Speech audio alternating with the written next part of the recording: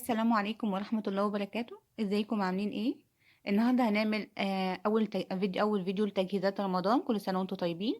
هنعمل مربى قرع العسلي. زي ما انتم شايفين القرع العسلي سعراته الحرارية منخفضة جدا، وكمان قيمته الغذائية عالية، غني بمضادات الأكسدة والفيتامينات، حقيقي حلو جدا ومفيد جدا.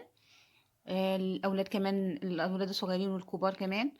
ان شاء الله وصفتنا تعجبكم. بس قبل ما نبدأ الفيديو ما تنسوش اللايك والشير والاشتراك في القناة علشان توصلكم كل وصفاتنا. نبدأ مع بعض الفيديو. زي ما انتم شايفين في البداية انا قطعت القرن العسلي مكعبات صغيرة زي ما انتم شايفين كده، علشان أبدأ اضربه في الكبة. انا هفرمه في الكبة.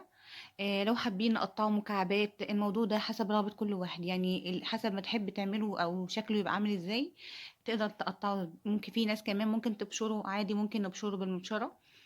حسب رغبتنا. انا هضربه في الكبه زي ما انتم شايفين كده، هفرمه فيها. اما بيتفرم في الكبه عامه بيبقى قوامه بيكون حلو جدا، وكمان قطع صغيره. هبدا زي ما انتم شايفين افرمه في الكبه.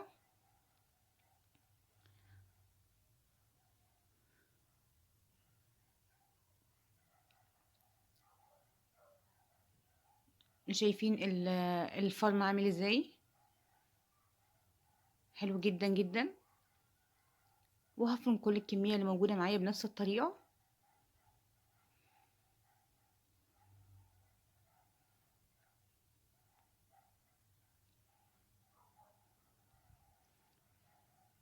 نقدر نقطعه بالشكل اللي احنا حابينه، مكعبات او نبشره بالمبشره حسب ما بنحب، او نفرمه بالكبه زي ما انا بعمل حسب ما بتحبه.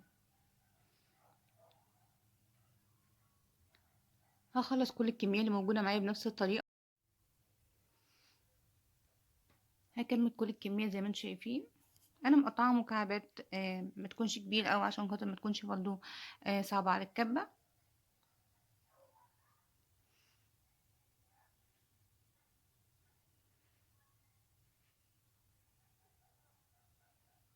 وده كمان بيوفر طبعا في الوقت والمجهود، احسن ما نقعد نقطعه قطع مكعبات صغيرة. طبعا ده بياخد مننا مجهود كبير ووقت كمان، لكن الكبة حقيقي بتنجز معانا في الوقت. وزي ما انتم شايفين دي الكمية اللي انا بشرتها، شايفين حقيقي مبشور حلو جدا. دلوقتي هبدأ اجهزه. هعمل اول خطوة زي ما انتم شايفين، هجيب الحلة اللي انا هعملها فيها اصلا، وهعمل طبقة من السكر تحت، وطبقة تانية من القرن العسلي. هرشه بالشكل ده السكر. هنعمل طبقات، طبقة سكر وطبقة قرع، لحد ما اخلص كل الكمية اللي موجودة معايا. انا عملت في الحلة اللي انا هسوي فيها على طول، بدل ما احطها في حاجة تانية واشيلها في التلاجة وكده، فاحنا مش محتاجة اشيلها في التلاجة في الجو البارد ده. هفضل اعمل طبقات بالشكل ده زي ما انتم شايفين لحد ما اخلص كل الكميه اللي موجوده. مهم جدا ان احنا نعمله طبقات كده عشان نتاكد ان من وصول السكر لكل كميه القرن العسلي. طبعا السكر انا بضيف للكيلو القرع نص كيلو سكر. آه، ممكن نضيف حسب الكميه اللي انا عاملاها. ممكن نضاعف الكميه، لو احنا عايزين نعمل 2 كيلو نضاعف نخلي كيلو سكر، حسب ما انتوا حابين. وفي ناس طبعا بتحب السكر اكتر من كده، بس انا شايفه ان نص كيلو معقول جدا وبيكون كويس. بس الموضوع عادة بيكون حسب رغبة بقى. وده زي ما انتم شايفين انا عملت الطبقات، خلصت كل الكمية اللي موجودة معايا. وطبعا كمان رشيت سكر على الوش، يعني بدأت بالسكر وختمت بالسكر، سكر فوق وتحت.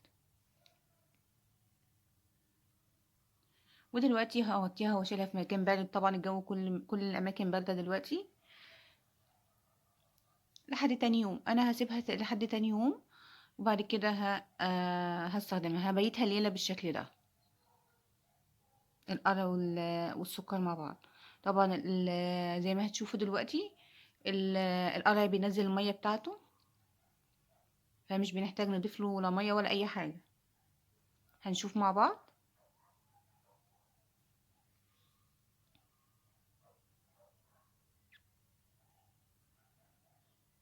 شايفين السكر وصل لكل القرع كله غرقان بالسكر. ده تاني يوم. بعد ما بيته ليلة في السكر بالشكل ده. شايفين القرع نزل المية بتاعته والسكر ملوش اي اثر، وبقى فيه مية كتير جدا. دلوقتي هرفعه على البوتاجاز،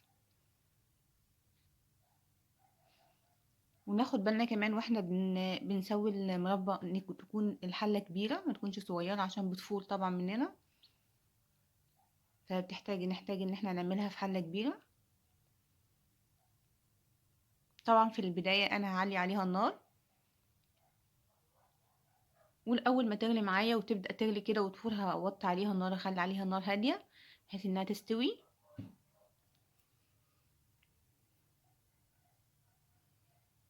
زي ما هنشوف مع بعض دلوقتي. وطبعا ايديا لازم تكون فيها كده طول الوقت، لازم اقلب طول الوقت واستمر في التقليب.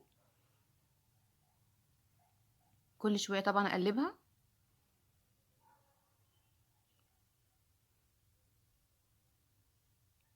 شايفين المية فيها كتير قد ايه؟ طبعا غلت، بدأت تغلي. شايفين؟ محتاجين ان احنا نقلب كده على طول في البداية كده، لان لو ما قلبتش بتفور. خلاص كده انا هديت عليها النار.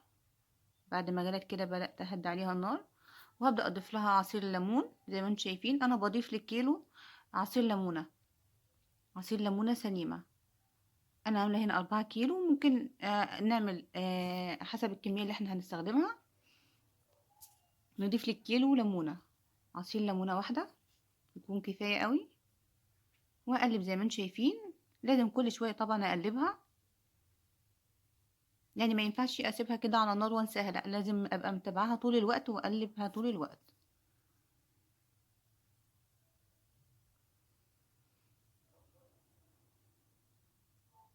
شايفين بتغلي من النص زي ما انتم شايفين.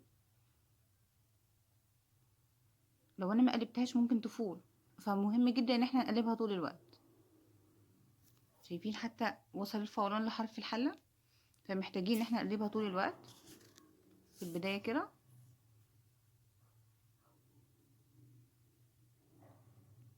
وطبعا هسيبها تستوي على نار هادية.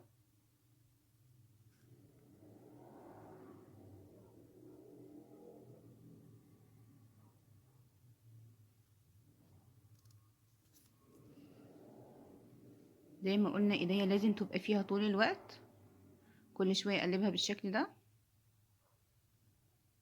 دلوقتي هبدأ اضيف عندي هنا حبات قرنفل، حوالي 10 حبات قرنفل هبدأ اضيفهم.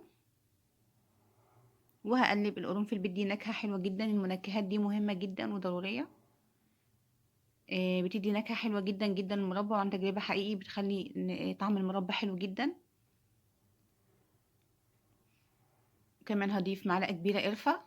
القرفة كمان بتحسن اللون، يعني بتخلي اللون يتحول اورنج، بيبقى شكله جميل جدا. وهضيف كمان 2 ظرف فانيليا. طبعا في ناس بتضيف معاها جزر، وفي ناس تانية بتضيف برتقان حسب رغبتنا، عصير برتقان. الموضوع بيكون حسب رغبة كل واحد هو بيحب ايه.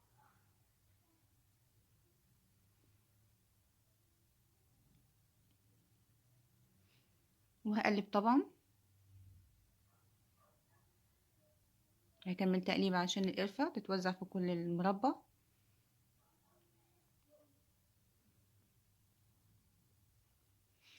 القرفة كمان بتدي نكهة حلوة قوي قوي مع القرنفل. حقيقي طعمها حلو جدا بجد، هتعجبكم جدا بالطريقة دي، ان شاء الله جربوها تعجبكم.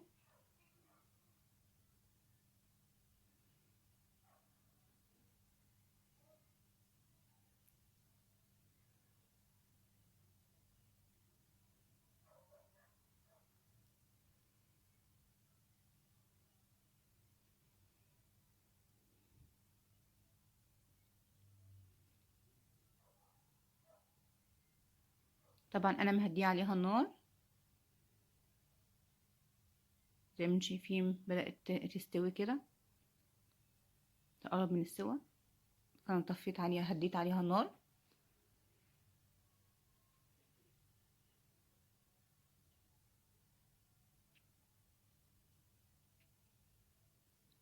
وطبعا هستمر في تقليبها زي ما قلنا مهم جدا ان احنا نقلب كل شويه.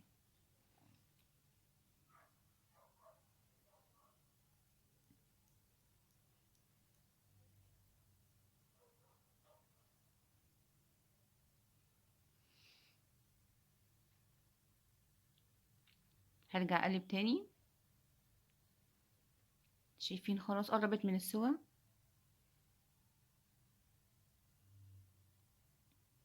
شايفين القوام بدأ يتقل طبعا زي ما انتم شايفين. قوامها بدأ يبقى قوام مربى فعلا، والسكر بدأ يعقد معانا.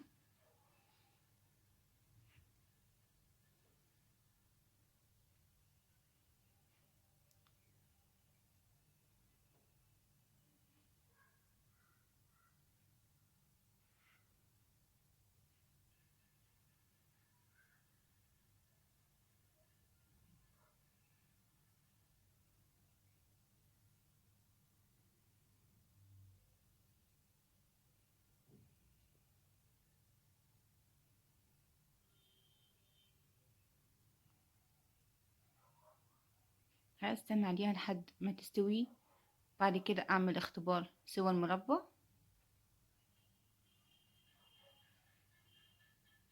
كلنا طبعا عارفين الاختبار ده، هنعمله دلوقتي مع بعض.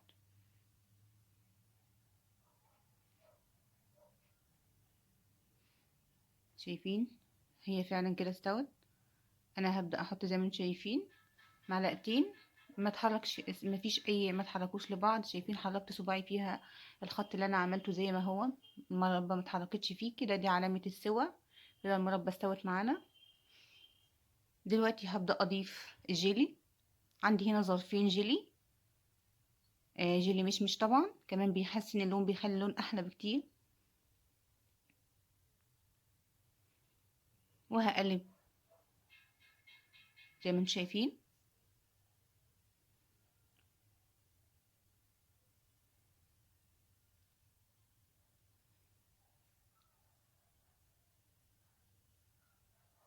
وكده خلاص المربى بتاعتنا استوت واصبحت جاهزة.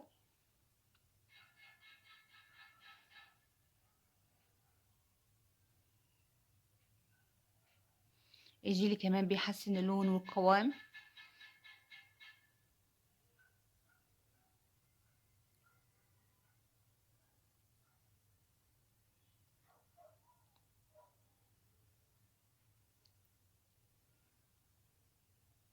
بعد كده هطفي عليها وهسيبها تهدى شوية، وابدأ طبعا افضيها في البرطمانات.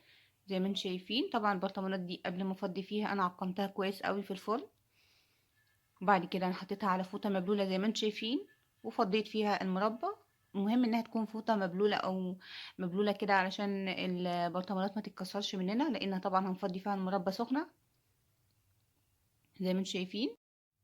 ودي كانت وصفتنا النهاردة، جربوها ويا رب تعجبكم، ومستنية تعليقاتكم. وما تنسوش اللايك والشير والاشتراك في القناة علشان توصلكم كل وصفاتنا. وبالهنا والشفا، ونشوفكم في الفيديو الجاي.